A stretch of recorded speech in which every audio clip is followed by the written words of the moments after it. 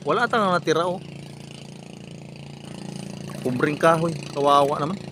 Ang daming huli oh, mga buro-buraw. Buro-buro tsaka yung mga dilis no. Ano, nanghingi si kuya ng pamain no.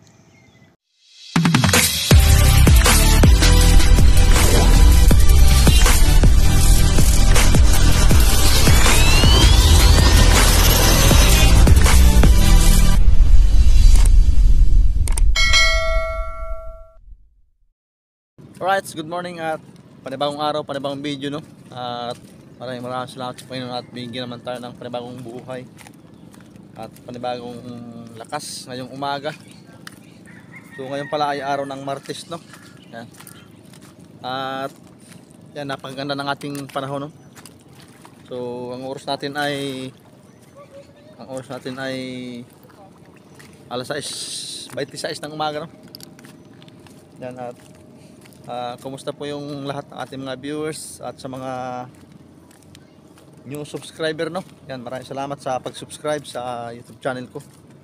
Sana ay okay lang kayo sa araw-araw at ligtas sa anumang pahamakan. Right?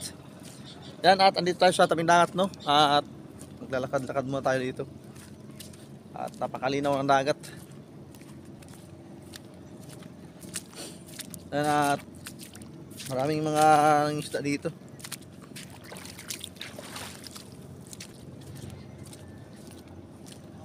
Kasi napakalinaw ng dagat no. Yan. Yun, at may nang lambat dito.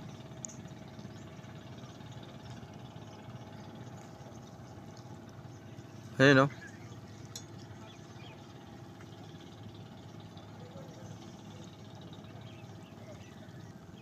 Nagano siya ng tabo. Binigay niya yung tabo. Ang daming huling ano, isda. Hindi natin masyadong makita kasi medyo malayo. Naka-zoom ito eh. Kaya medyo malapit. Ayan o. Kanina pa nagbatak si kuya dyan o.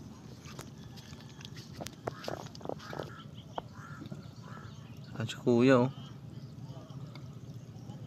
Siya yung nakabatak ng lambat. Tapos yung isa nasa ilalim mo.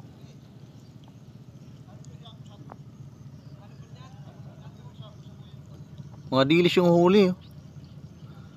Kasi kanina na gano dyan, may kawan yung mga ano dyan, maliit na isda dyan. May mga buraw-buraw tsaka yung mga dilis no. Yung mga maliit na alumahan andyan.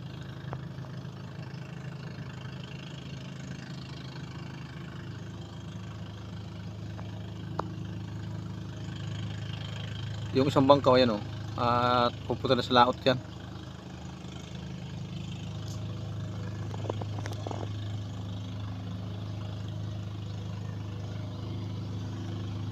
Ayan o, medyo malayo.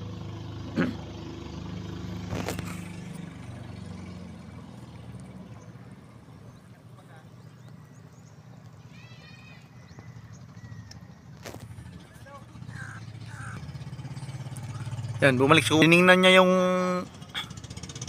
ano dyan no. Titingin siya dyan sa mga naglambat no. Nag-aryan ng lambat.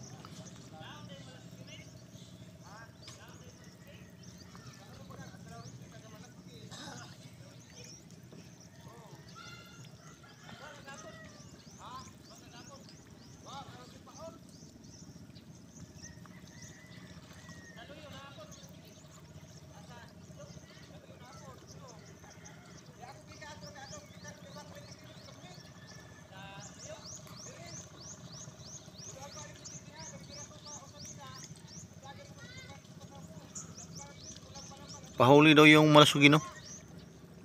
So ngayon talaga ang ano, pag itong kalmada na, malaya ka makapagpalaot kahit saan ka pumunta sa laot no. So sa kabila daw dito sa may bandang Laurinti, pahuli daw yung malasugi. Saka doon naman sa kabila, doon sa bandang Iniwaran no, sa may sombrero banda, meron din daw malasugi. Ayan, pahuli daw. So yung mga nakaraang taon, pahuli talaga dito ng malasugi no. So jackpot yung mga maliit na mga isda. Napakadaling kitain ng pira sa dagat kapag pahuli yung isda, no? Lalo pa pag ganitong medyo kalmada na. Yan. Siguro naman ay mawala na yung hanging amihan kasi March na, no? March na, kaya hihinto na rin yung amihan sa wakas. Alright. Si ano pala yun, si Manny Bigod. Ayan, no?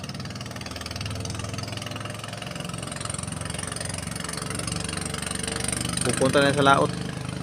Bilis ng kanyang bangkat. Tumakbo.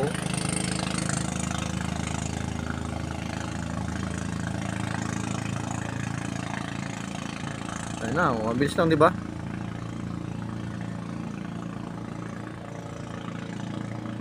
Napakabilis, oh.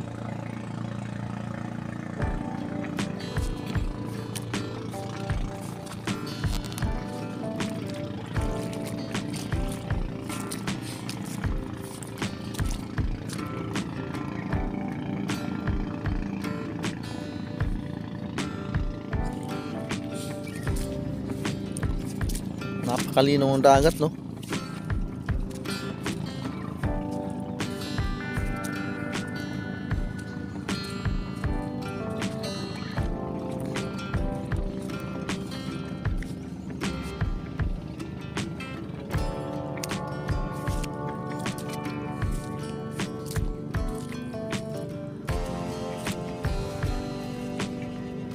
Sarap maligo sa dagat, oh.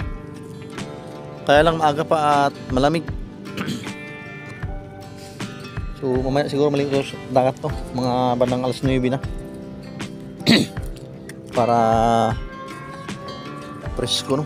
Para hindi masyadong malamig sa katawan. Kasi kapag ganitong maaga, malamig yung tubig, medyo masama din sa katawan. Kaya dapat ano lang, yung medyo mainit-init na maligo sa dagat, no? Lalo na sa mga merong mga karamdaman dyan, no? Maganda yung maligo sa dagat, tapos mainit-initan, mainit-initan yung katawan mo dagat, tapos magbabad ka dyan kunting oras. Yan.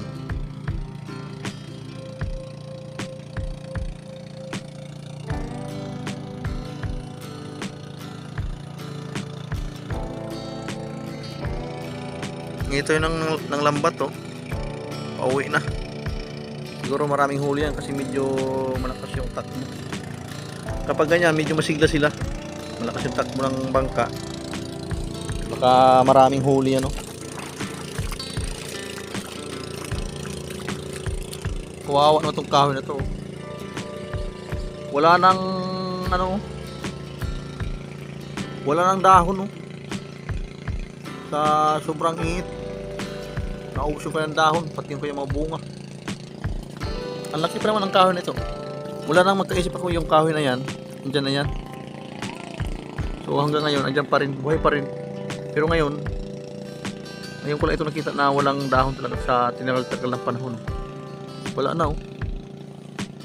Ubos na yung dahon, oh. Ano pa nangyari dyan? Tanaw. Ubos.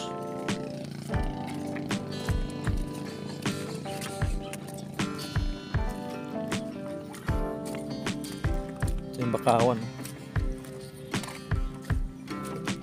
Ang laki ng mga bakaw. Kakatulong dito sa mga taon. Kung ito, kung malakas yung panahon, yung alon nagpisa sa